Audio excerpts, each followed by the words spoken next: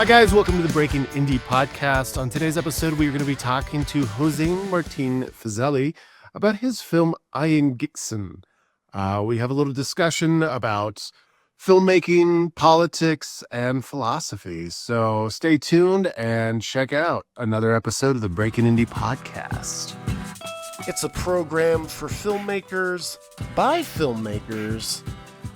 It's the Breaking Indie podcast. Hey guys, welcome to another episode of Breaking Indie. Today we are here with Hossein Martin Fazeli, a filmmaker who's got a project at the Santa Fe Film Festival, and we are very excited to have you here. Traditionally, I have a co-host with me, so I feel a little half prepared today. Yeah. So you're just stuck with me. Sure. Hey, I mean, everything sounds good. I think. We'll to be honest with you, I'm jet lagged a bit. So, okay. Where did you fly in from? I was before I came here. I spent a few months in India. So about a week ago, I left India to Vancouver, and then a few days ago, Vancouver to Santa Fe. So it's basically jet lag over jet lag. I see. And you normally live in Vancouver? Yeah? I do live in Vancouver. Okay. That's my base. Yeah. I mean, originally I'm Iranian. I'm Persian. I'm a child of the Iranian Revolution of 1979. And so, but you know, I made Canada my home. I went to the most tolerable city possible in Canada. I do love weather-wise, Vancouver. yeah, Vancouver.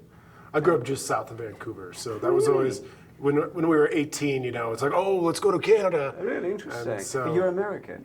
Yes, but I grew up just south of Bellingham, which is like a half hour or less from the border. It's That's just like right. a border town. That's right. Yeah. So yeah, so I've we been there actually. did that once or twice, where we went up to Vancouver and got into trouble and got my mom's car towed, and yeah, it was great. It was good times. Good times. All right. So was Vancouver your first relocation of residence? Like, was that your first stop, or No, did you kind of not- move around in all those years? Yeah, I mean, to be honest with you, the problem with exile is lack of choice in many instances. So you don't choose your destination.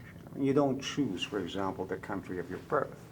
You're American because you were born here, because your parents decided, to have you here, of course. And so you don't choose your country. And then when you become an exile, then you don't choose your second country. Canada was not my choice. I didn't want to go to Canada. I wanted to come to America, or maybe go to France, or go to England.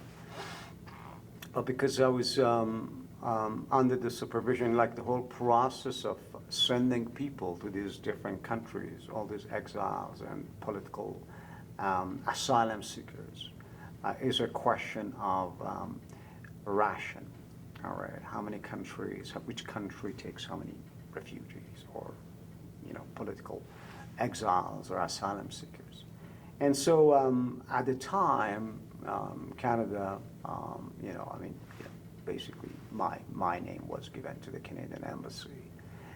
We were 5 people all living in Dubai at the time, all of us political activists or human rights activists of some sort. And so 5 of us, one was sent to Germany, one was sent to Switzerland, one was sent to Norway, and 2 were sent to Canada. Okay. And so we were living together for 4 years, and all of a sudden one day, you're basically, yes, exactly. So it's they don't ask you where you want to go. You say, okay, now Canada is available, you go to Canada. And if you say no, then, best case scenario, you've got to wait for another couple of years till the next opening happens. And if worst possible scenario, so really, you want to decide where to go, then you're on your own. Goodbye. So yeah, I mean, Canada was another choice. But then, it became home. Yeah. So where in your journey, amongst all of that and your humanitarian rights and activism and stuff, where did you find film, or how did that kind of come into play for you? Right. Somebody said when you are 5 years old, all 5-year-old boys want to become either an army general or an actor, one of these two, professions. for me, I mean, I was always interested in the arts, particularly writing, but I had a passion for cinema from early childhood.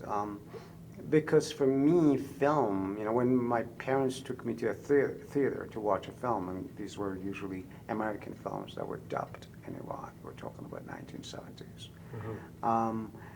Watching a film was a visceral experience for me, as a physical experience.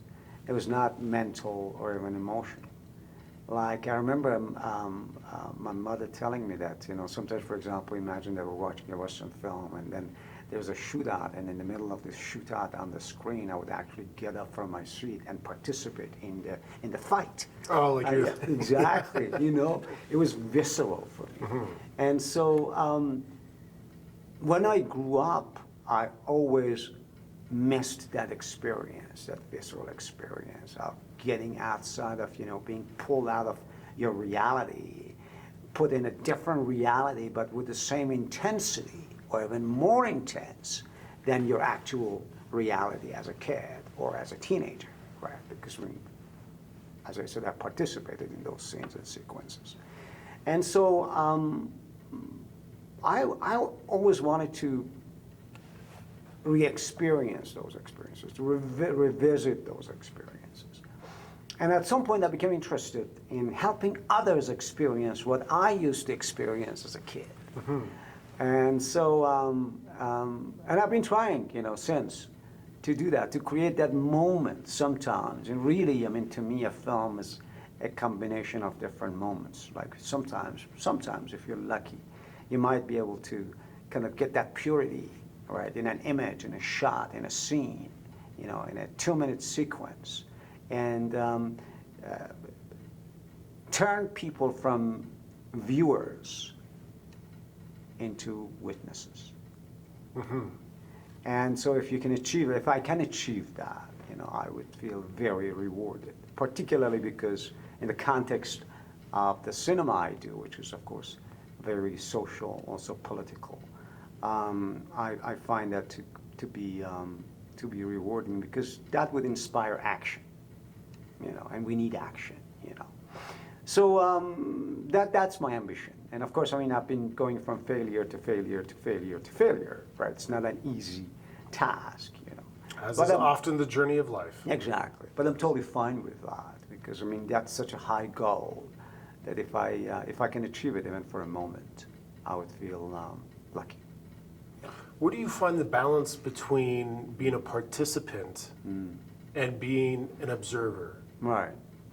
Because I feel like a lot of times as filmmakers, and I'm sure the act of observing is part of the participation. Yeah. But I feel like a lot of times you're kind of capturing and reporting. And I'm curious what your experience, or how you might feel or balance those two different roles in that capacity.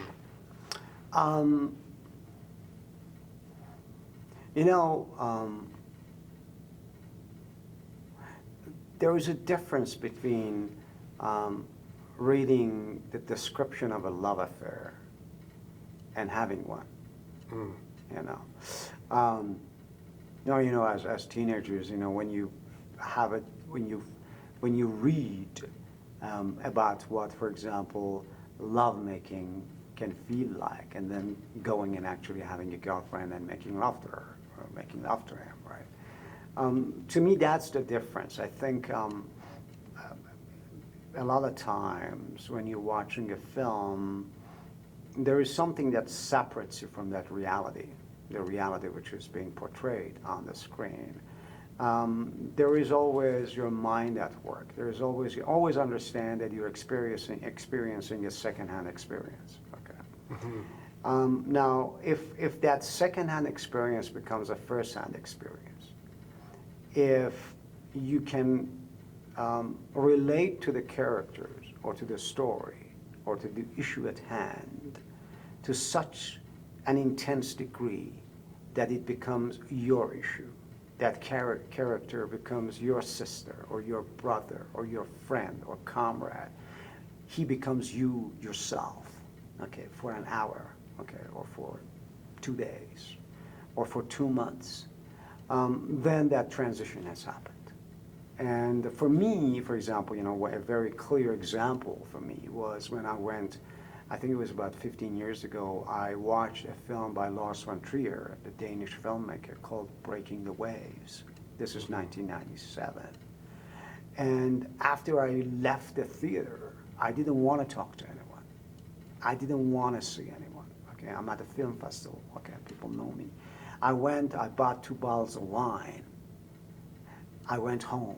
I drank, smoked, and wrote until 5 o'clock in the morning. I think Lars von Trier would really like that. And that's the only time, actually, he does that, in my opinion. At least, or his film, his cinema, did that to me. Because he's made tens of films. I think Breaking the Waves is the only film of his. But then again, it's really about the kind of character you are, the kind of upbringing, you have had, and how you relate. But I look for, when I, for example, again, coming to Breaking the Waves, it's not a film that, I could only watch that film once.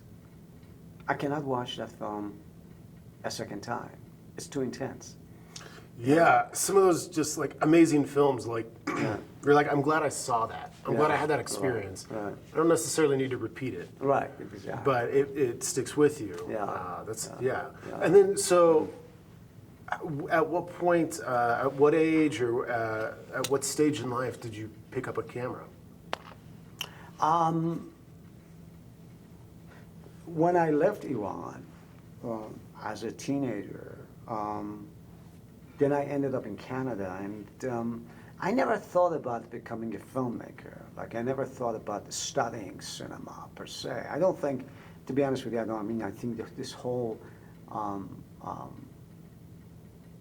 business model called film schooling is an absolute fraud. And I went to 3 film schools myself, right? The ironic thing about this is we're in my film school, right?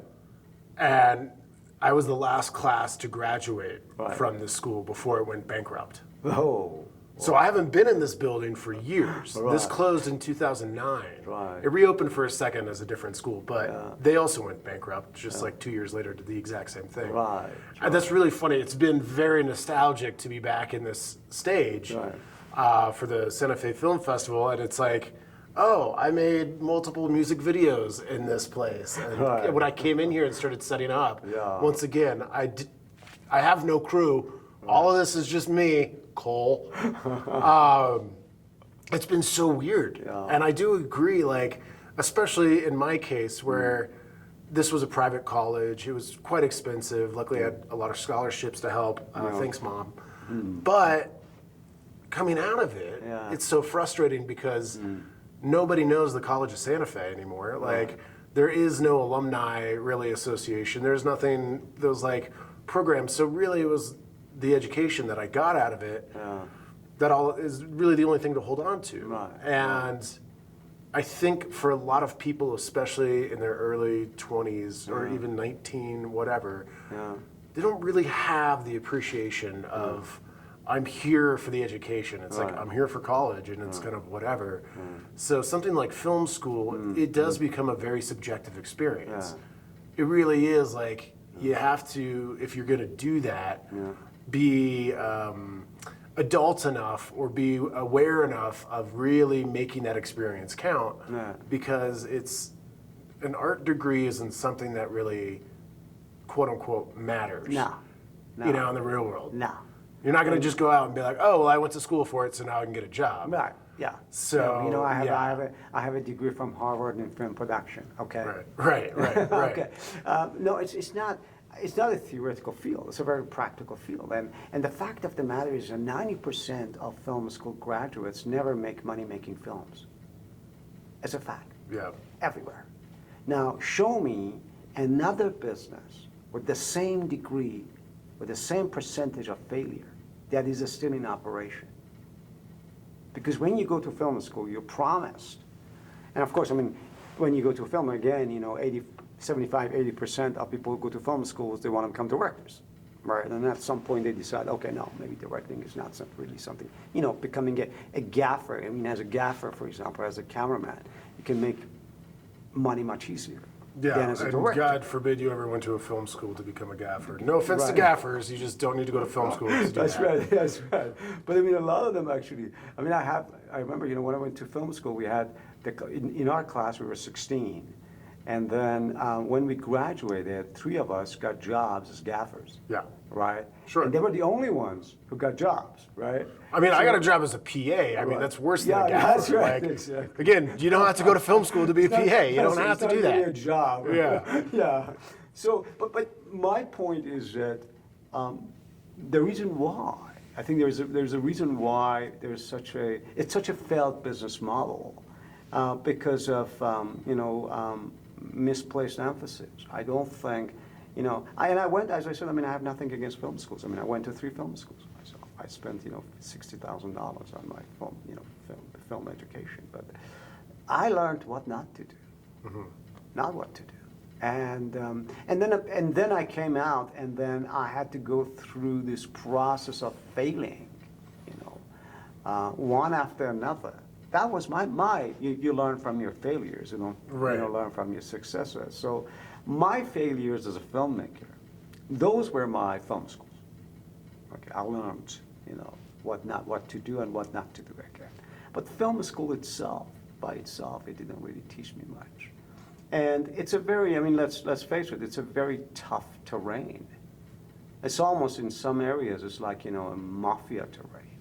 Like literally, it's guarded, by people who own the territory. Absolutely, Okay? yeah. If you want to enter the territory, you've got to pay tariffs, pay something, okay, or, kiss somebody's, boots. It's like that. It's not easy to become a filmmaker who makes films, makes a living, and then goes on from project to project to project. And I think in that sense, I mean, I personally think that I am very lucky. But then again, I don't care much. I do what I like to do. Right? I don't work for a television network. I don't work on commission. I write, direct, and produce. I don't even work with people's material.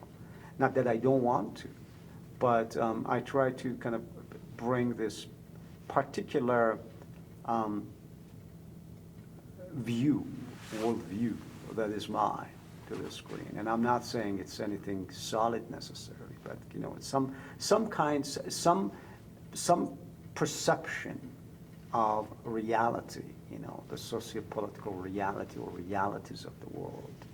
As somebody who was thrown into that reality at an early age, unjustly. When you're 15, 16, you're not supposed to be thinking politics. When you're 15, you're supposed to be chasing girls. Okay, so I missed that, right? Chasing girls happened for me 10 years later. It was a little too late, but I think as a filmmaker, knowing all those things and having an urge to investigate, I'm very curious. Like, for example, here right now, I mean, and of course you can cut any part of this as you wish, but I mean, Trump is back in power, okay? Now, I have friends who hate his guts, Canadians, Americans. I have friends who voted for him. Mm-hmm. And I'm not talking about,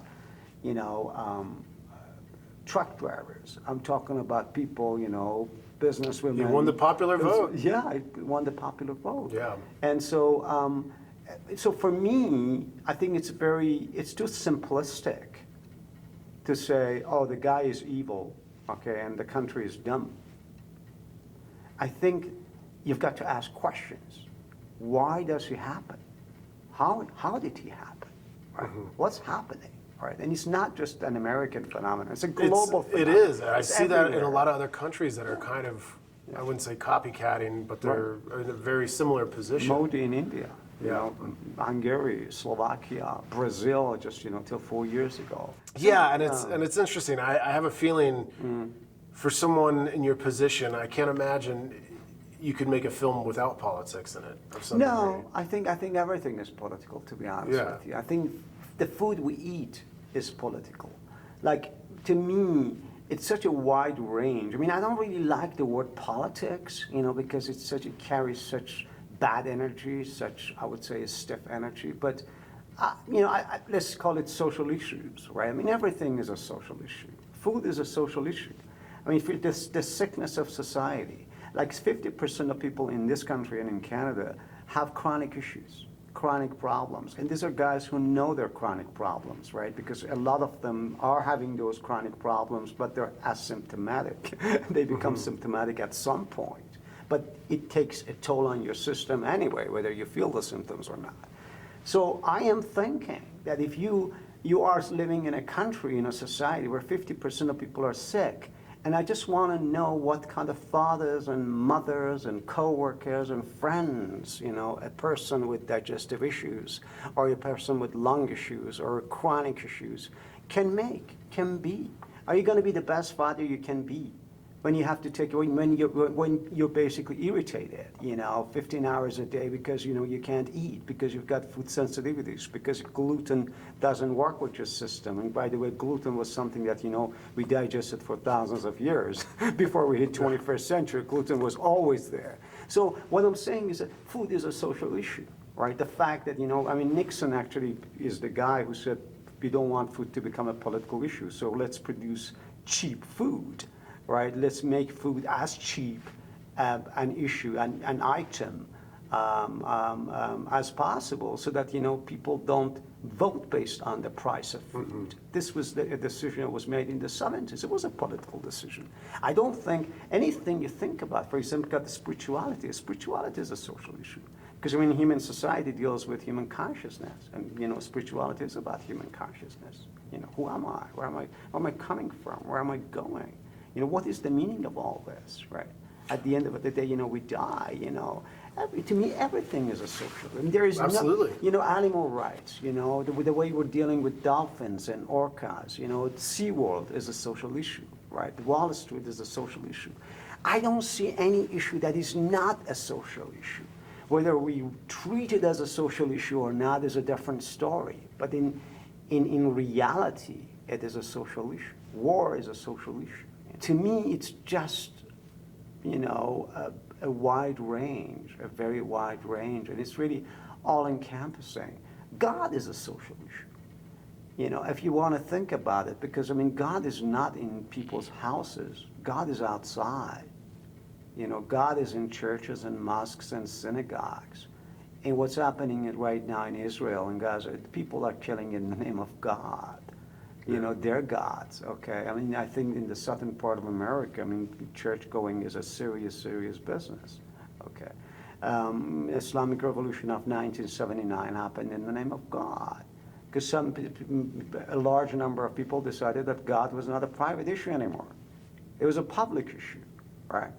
And so, how many millions of tens of millions of people have been killed in the name of God in the past, throughout history, throughout ever. Exactly. Yeah, well, that's the big thing about government, right? Yeah. Is it's a few different ideas of how to take a group of people in large amounts in a close proximity and find a way to coexist. Right. And when you exist with anything as primal as food or as abstract as religion. Right. All of these things are very important to people. Yeah.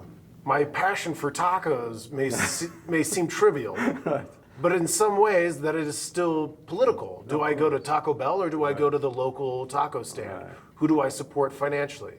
And in this day and age, more than ever, everything is so radically politicized. Yeah.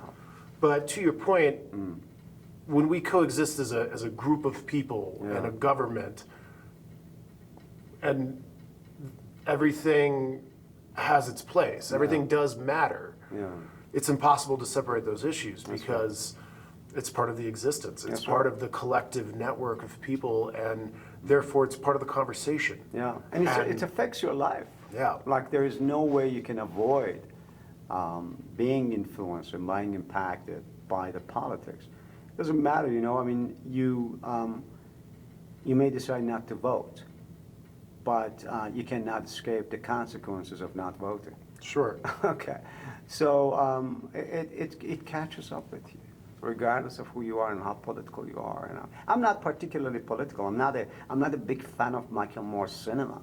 Okay, despite the fact that I really admire his skills and he's a funny guy, right? I mean, you put really documentary cinema on the map single-handedly. So I respect him, but I don't think we're here to try to find answers. I think we're here to pose the right questions as filmmakers.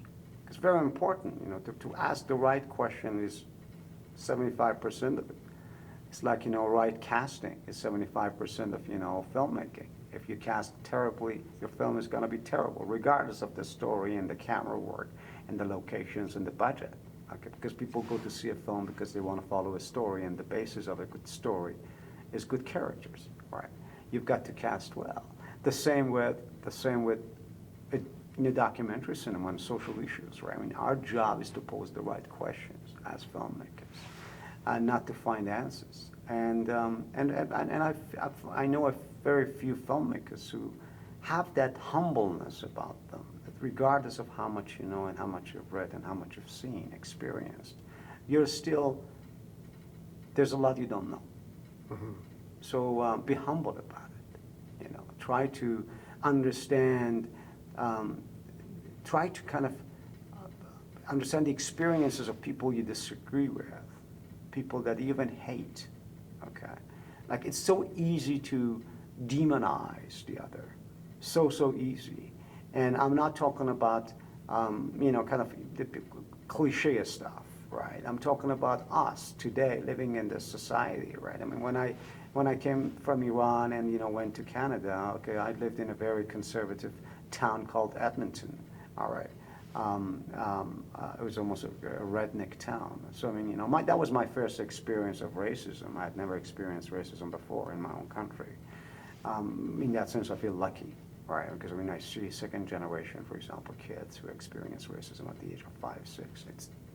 To me, it's a very dehumanizing experience because you don't have to deal with that. I mean, why should somebody hate me or dislike me because of my color or because of my name or because of my ethnicity? It's incomprehensible to a kid. But as an adult, you can deal with that, okay? And I deal, but it was not easy, it was hurtful. Why am I judged before, I open my mouth, And so I understand that, but at the same time, I can understand him, like, it took me 20 years to be able to walk in the shoes of the racist, okay, who judged me, okay, in 1980s Edmonton, who had never seen a foreigner before, okay. The only foreigners he had seen were on his television set, okay, CNN, killing people and maiming people in the Middle East, right? When that is your reality of the other, right? Of course you become hostile very towards specific, that. very limited. Limited knowledge, exactly. Yeah. That's why media is so important, and that's why, the media landscape is changing so much. If you want, they say, the ones who control media control reality. Sure. That's what's, and look at, again, coming back to Trump, one of the reasons why there is such a revolt in this country against, a big chunk of it is this revolt against mainstream narratives that are built by mainstream media outlets. Like CNN is losing, its power. It started to lose its power, starting in 2016. Big time, right? You read rapidly, because, and I understand why. And I'm not saying Fox is any different, but, the need for a media outlet that doesn't work based on a specific agenda or ideology, that there is something called the will or the need of the people, that profit over people is not really an option. To understand that, I mean, look, these things are happening right now. But before, I was not conscious of it. I was not even aware of it myself. But then, things happen. You start to question things. And then you realize that as a filmmaker, as a media maker, you have the ultimate power in your hands. Okay? This is the weapon. This is the ultimate weapon you and I, people like you and I have. All right, the film festival is not about, celebrating certain films. a film festival can be a very powerful weapon. And I look at film, I look at the camera as a gun. It's the most powerful gun, ever, produced. But you've got to be able to use it properly, okay? And I think those who use this medium properly, they can really impact a lot of change. They can inspire a lot of change. And that's my aspiration personally. I want to be part of that change. But I don't want to be a cutthroat change maker. I want to be a compassionate change maker, because at the end of the day, it's not about what I think. It's not even about the fact that I'm right and you're wrong, or you're right and I'm wrong. At the end of the day, it's about how kind we are to each other, regardless of what we think, and regardless of whether we have the truth on our side or not, And that kindness has become key for me, because I was a cutthroat activist myself. I come from that part. But that darkness, I have passed through that dark tunnel. I don't want to do it. I don't want to go back there. It's ugly, and it's not good for you. It's like, we talk about all this, sexual abuse cases and sexual violence against women, right? People talk about women as victims. Of course, they're not victims, but nobody talks about how sexual violence victimizes men. It's not only about women. If you do that to a woman, you have done the greatest disservice to yourself as a man. That's the way I see it. You are the first victim of this damn thing. So I look at it from that perspective. Whatever. If I make a film about women's rights, I'm trying to reconcile with the female part inside me. And if I don't, if it's not internal, if it's external, it's going to be superficial anyway. It has to come from inside, okay? And it is inside. You have a female part, I have a female part, April has a male part, male side. We all, we're all the same in that sense, okay? So going deep inside and saying, you know what, I'm thinking of living in a society where I can be kind to me, Yeah. And It's gonna be hard. Of course. And to be honest with you, society doesn't even want it, doesn't even allow it. We gotta be, a bunch of sheep, wolves, competing against each other. We don't have to. And so somebody comes and asks that question, why? Why are we doing this, And, really, I really think that very simplistic, stupid question, that's why I love kids, because they ask fundamental questions. They're not burdened by intellect, okay, or philosophy or academia. They're not burdened by these things. They're living, and they're a keen observer of life, okay? Let's ask that stupid question. Let's ask that simple question. I was born on this planet Earth. Why should I pay to live on it? It's my home. That may sound stupid, but to me it's a profound question. And I've been dealing with that for the past, 5-10 years. Why are we paying to live on this on this territory that is ours? This is my home, But anyway, if you start asking those questions, think about the situation right now. Some people are talking about this whole idea of the basic income, right? Sure. I think it's a fascinating idea. And actually, there was a social experimentation with this in the 70s, partially in America and in Canada. It proved to be very successful, the small communities, right? These communities became debt-free within a few years because the productivity went up, Sure. right?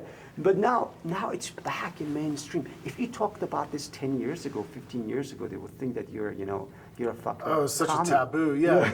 Well, and that's the thing is our socialism, oh my God. But it's like, with the job market and economy changing as drastically as it is, you have things, that are, you have factors like COVID, or you have social change, but then of course you have automation, you have AI, you have things that are really going to have a large impact on the way that people look at what it means to have a steady job, or what it means to have a basic income, just a little bit of security, financial security. I think we really do need to get away from the stigma that was created with that and really examine. I really thought that COVID was actually going to do a lot in that way of kind of it opened up. recalibrating the social consciousness of money, which, let's take a second. I'd like to thank our sponsors, Smith & Wesson. This podcast is brought to you by brwdigital.com, a video production company based in Santa Fe, servicing the needs of businesses and content creators worldwide. brwdigital.com. So thank you. Now that we've paid the bills, which we're still accepting sponsorships, any type of sponsorship. If you guys give us money, we'll find a way to justify it. Give us basic income, right? Yeah, I need to pay those bills, guys. Podcasts don't produce themselves. In this case, they do.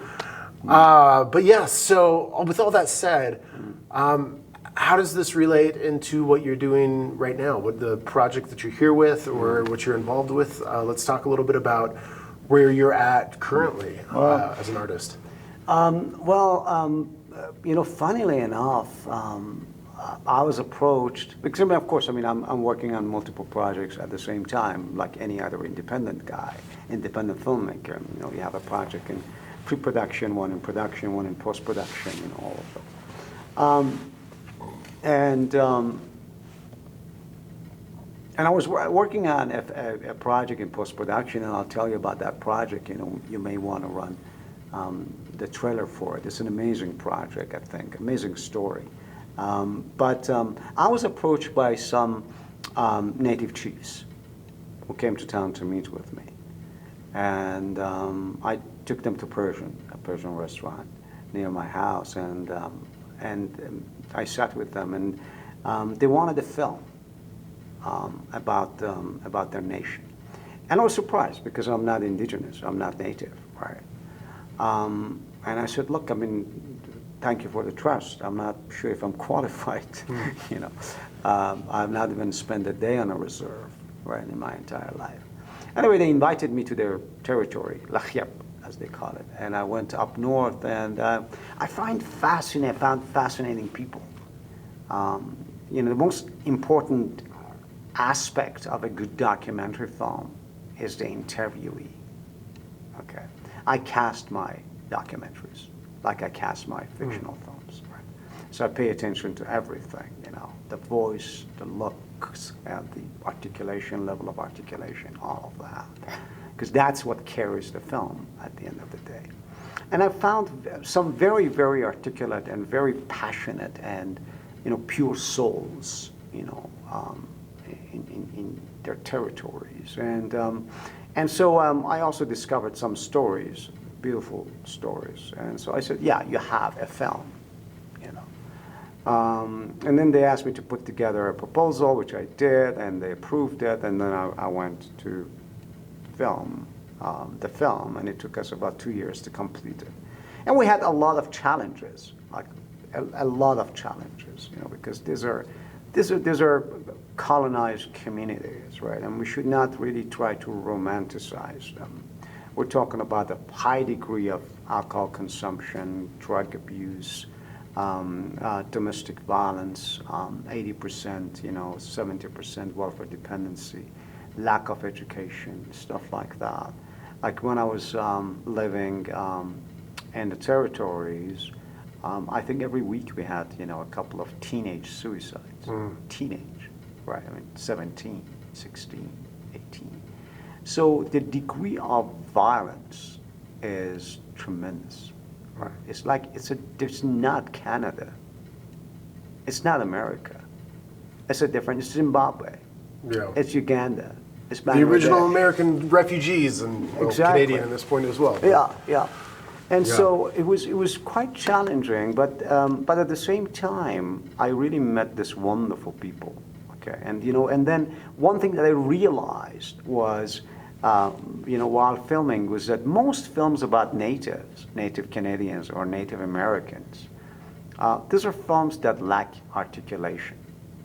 Like people who the interviews, the characters in the films, are people who are dealing with a lot of issues, all right, from drug abuse to alcohol abuse to the rest of it. And so that kind of causes or creates this false narrative that these people are not smart.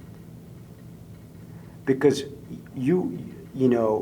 it's articulation basically that makes you sound smart or makes you smart at the end of the day.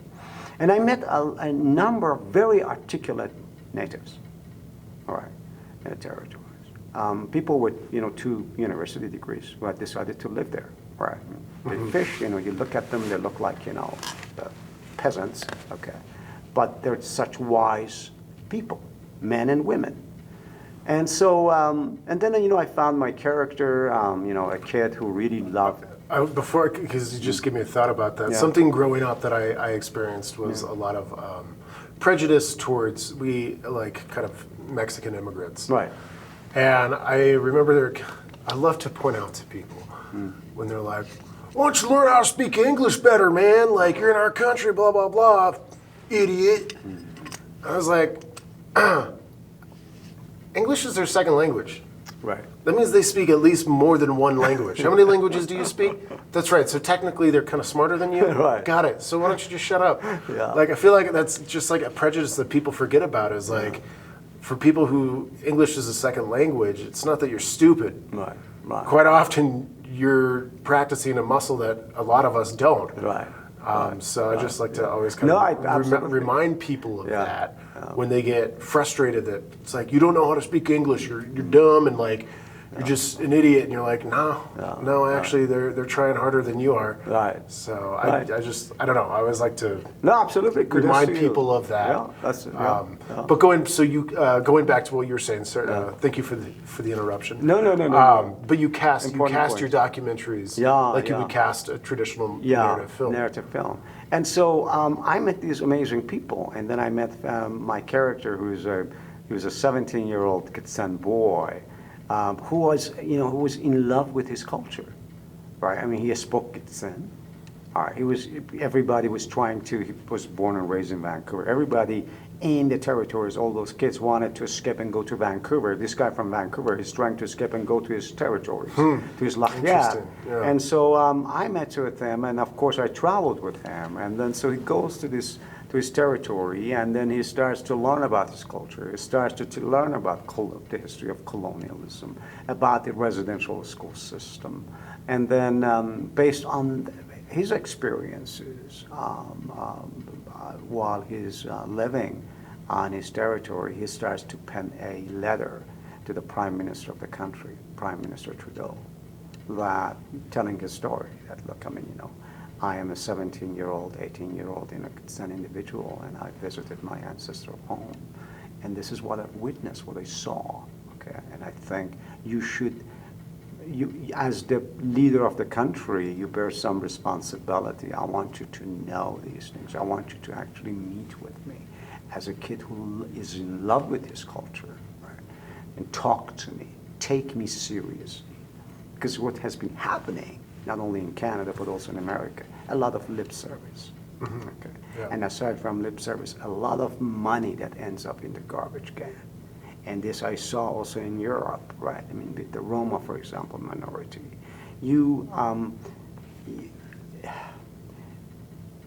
If I give a broken soul $1 million, it's gonna fuck it up.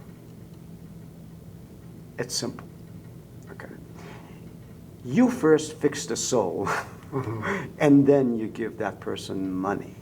Okay, money is not going to fix anything. It's not going to fix a toxic, person or personality or situation. Money by itself doesn't do anything.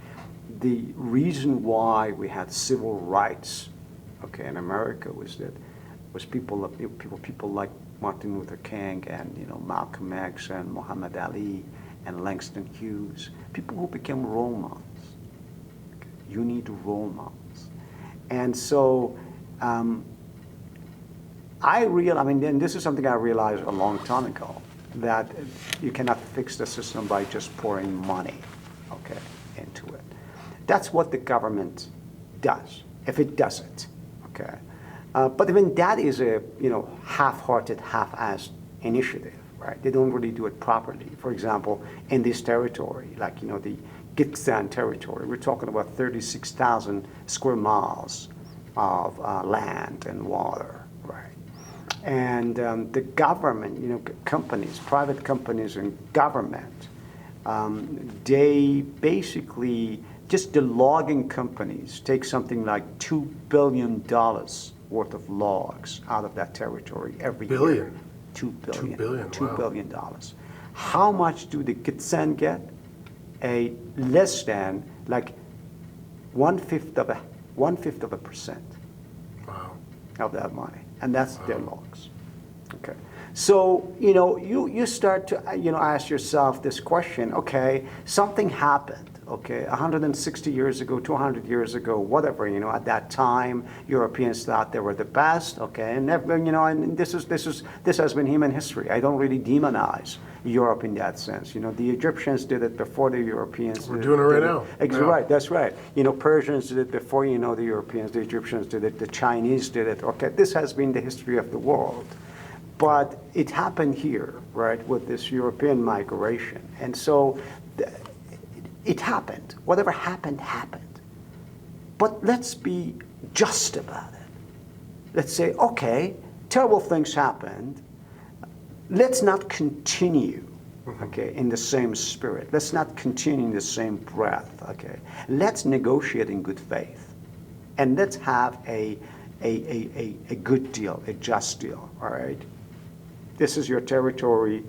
We do the logging 50-50. Something like that. But that doesn't happen. So when you see that, when you see the reality, and then you go to that territory, and then in a place where there is so much suicide and domestic violence, there is no hospital. Because there is no money to build a hospital. It's a small clinic. Why? Because a good full-blown hospital is going to cost $150 million. The $150 million is a fraction of the money that these companies get out of that place a year.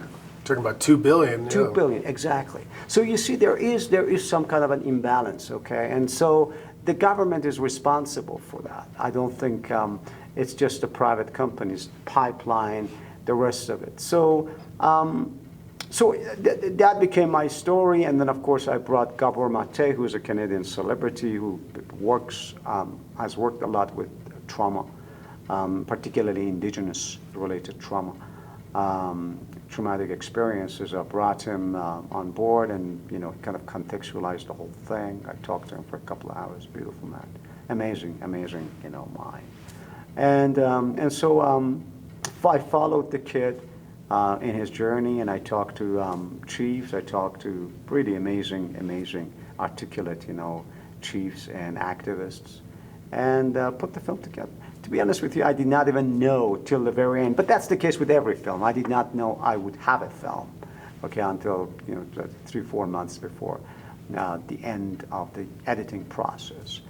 I think it's Martin Scorsese who says, if you go to your editing room the first day after, your filming is done, if you watch your footage and you don't want to kill yourself, there's something wrong. So that was my feeling until just 2-3 months before the end of the process. But anyway, the film is done, and we've been lucky with the reception the film has received so far. I think accepted into 20 film festivals so far, and we're quite grateful for that. And of course, the journey continues. But for me, really, the question at the end of the day is how many people, particularly how many natives, a film like this can inspire to become a larger person, a more involved person, a more active person, a more conscious person. And so that is to be seen. Yeah, well, New Mexico's a great place for that too. I mean, there's Santa Fe especially has always been a melting pot of traditional Native, Spanish, Anglo.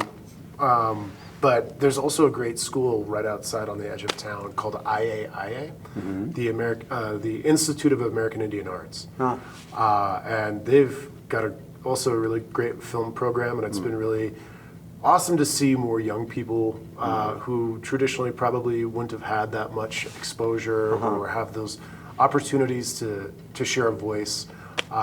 Maybe I should show the film there. You probably should. I could probably get you in touch with some of the people Sure. there. And I'm actually looking at possibly doing a master's in creative writing there. And like, even though I'm not native, like they're like, yeah, you don't have to be to enjoy the education. Maybe you were native in your past life.